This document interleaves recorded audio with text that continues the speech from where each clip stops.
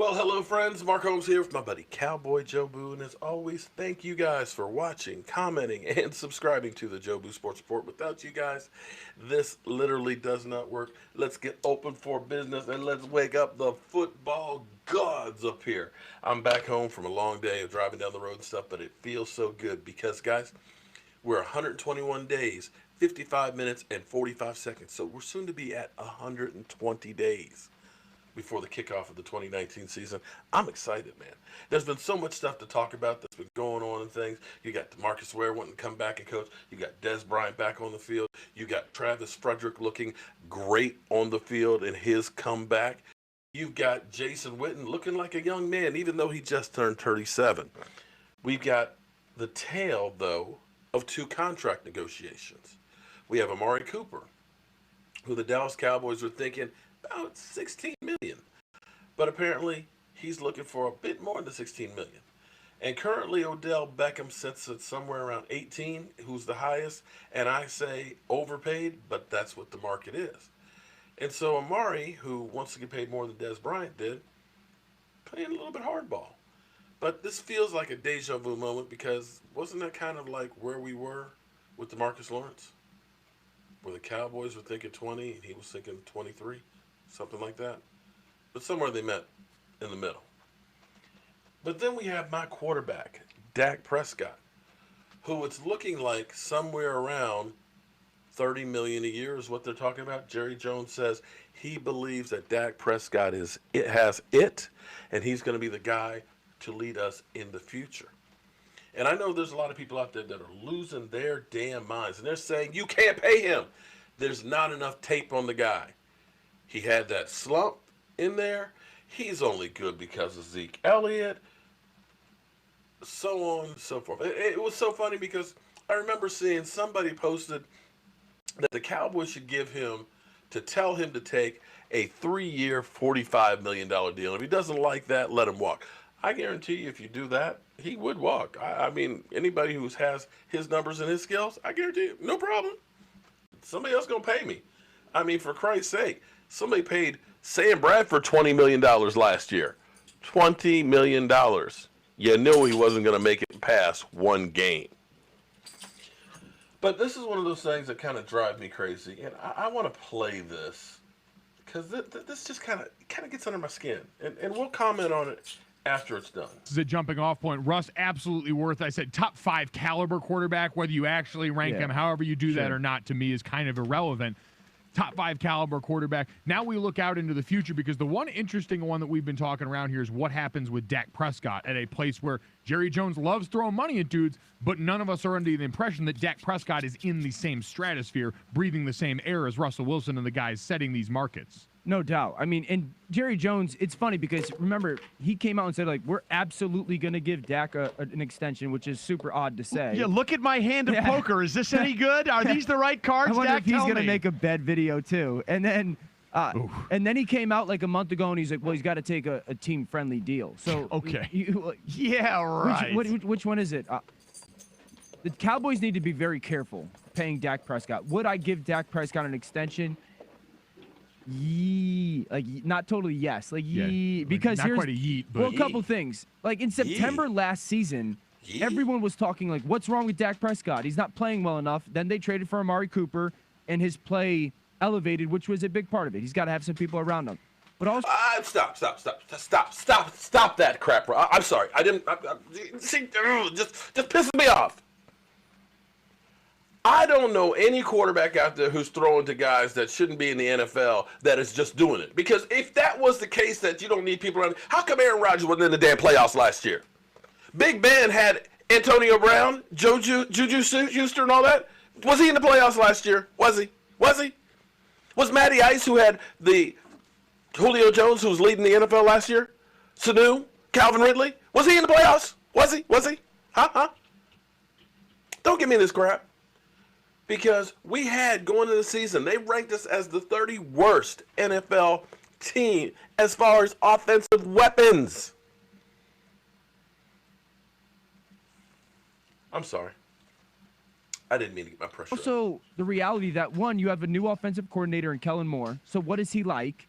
And then, two, what's the long term of Jason Garrett? Because as an organization, and I know coaches and players are different, but like, do you want to, if Jason Garrett doesn't get it done this year, do you want to tie yourself to a quarterback where if you go get a Lincoln Riley, he might not want Dak Prescott, you know? So that's like the unique position that they're in, is they're in such a feet on the ground. This next 12 months is a big time frame for them. I don't know if you tie yourself long term to Dak. See, I don't think they can avoid that. I mean, they don't want Dak to hit the free agent market because they don't have the fifth-year option on him. So Right. this is literally his last year.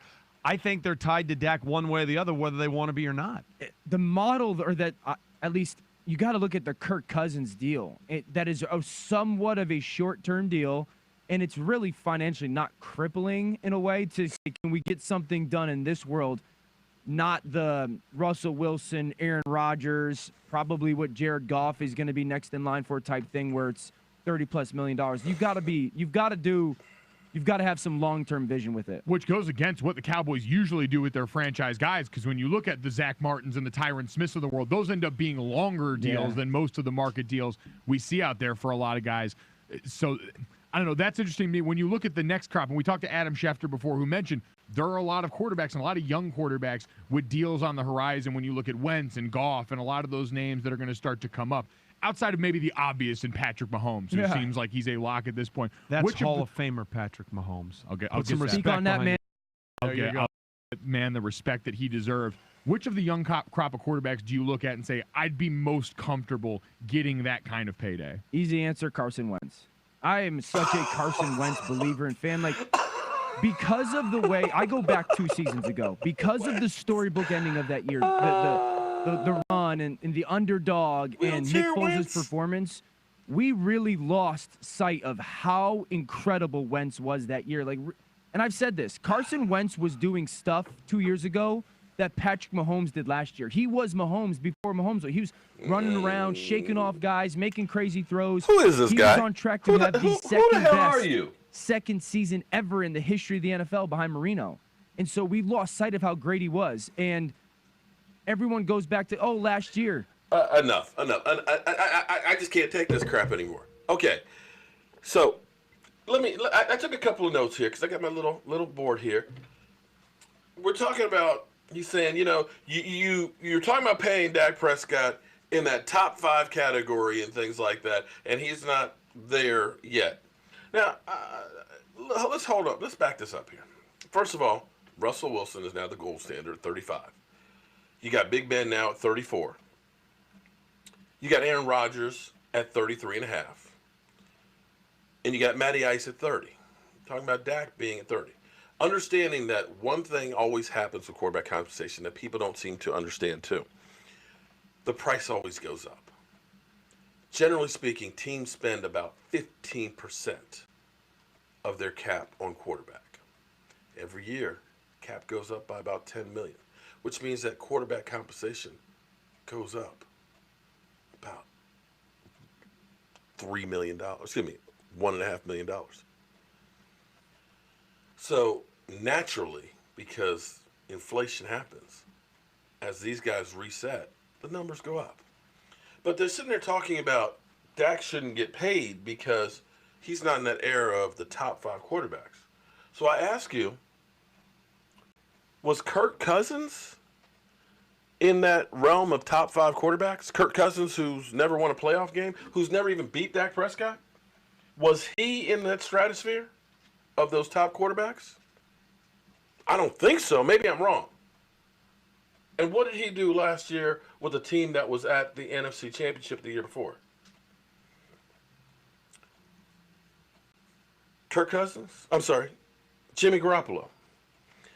Did anybody think that they shouldn't give him that $137 million contract off of 4 games with New England?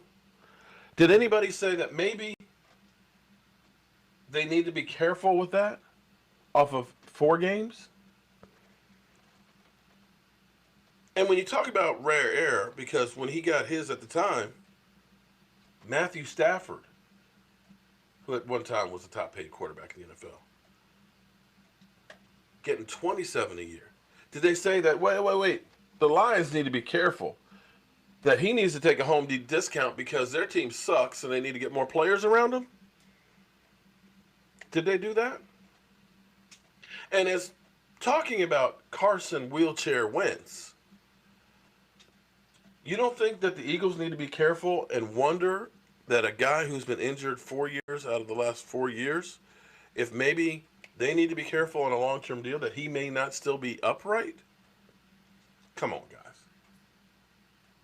I don't know what it is, but everything I hear only goes pointing at Dak Prescott, but it doesn't point at anybody else. You know, Dak needs to take that team-friendly deal because we have to pay other people. Big Ben lost Le'Veon Bell and Antonio Brown. You don't think they need to attract some people to play them? Didn't hear that on Big Ben. Didn't hear that. And how old is he? And he's been a little injured. You don't think they need to be careful about them paying that? But we didn't hear any of that. Interesting. Russell Wilson. Seattle is a totally different team right now that hasn't had very many draft picks. And they need to rebuild. They need to bring in more bodies. Didn't say you need to take a home team discount, though, did they? Didn't say that they need to be careful, did they? Well, we'll find out what the final price tag will be. But I had said I think it was going to be about $29 to $30 million. And I will say this much. If you feel that bad about Dak Prescott being the quarterback of the Dallas Cowboys, and understand, here's ideally what you're doing in football. If you're paying a guy for what he did in the past, then you're in trouble. What you really are trying to do is pay the guy for what you believe he's going to do in the future. Where is he going to be 2-3 years from now? Do we believe he'll be able to lead the team? Do we think that he has what it takes? Does he have it that can get to a Super Bowl? Because when you look at, and I point this out, and it's so funny because as I go through and look at Bleacher Report, things that I've talked about recently and things like that, it's funny, I see that on there. I've told you guys about the Power of Four. You know, my whole Power of Four shirt, that the fourth year is the big year that quarterbacks go out and explode. It was so funny because today I saw an article out there that fourth year of quarterbacks, that's when they really go out there and have their great years, they have their breakout season. It's like, oh, wow. I said that. And that's the thing. You know, have pieces around, and this whole thing of, well, Dak has to have people around him, or he just hands the ball off to Zeke. If that was the case, then how come we didn't get a ring in 2014? How come in 2015, when we had the best offensive line in football and we had the fourth best running game in football, we could only win 4 games? One only without Tony Romo.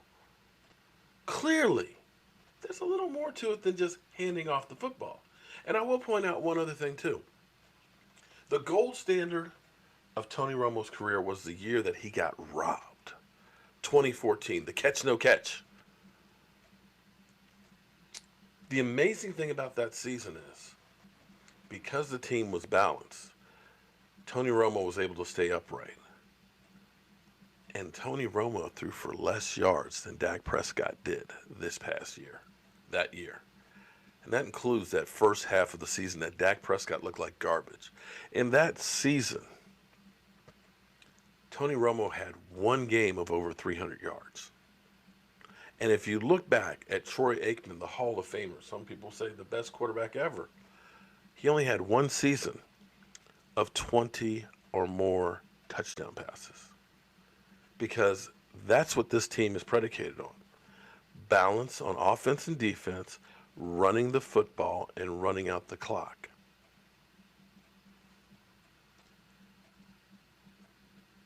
One final note on Dak Prescott's contract. You're better off paying him today at that $30 million before Carson Wentz, Jared Goff, Pat Mahomes, and those guys get that, because they're going to be going even further north. So you'll look back in 3 years, maybe even 2 years from now, and you'll say, you know what?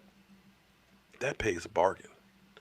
Because you also have other guys out there like San Diego's quarterback that's going to have to get paid, as well as some other ones that are going to really overshoot it. Love him or hate him, and if you absolutely hate him, maybe you need to find another team because Dak ain't going nowhere. I'll see you guys a little later.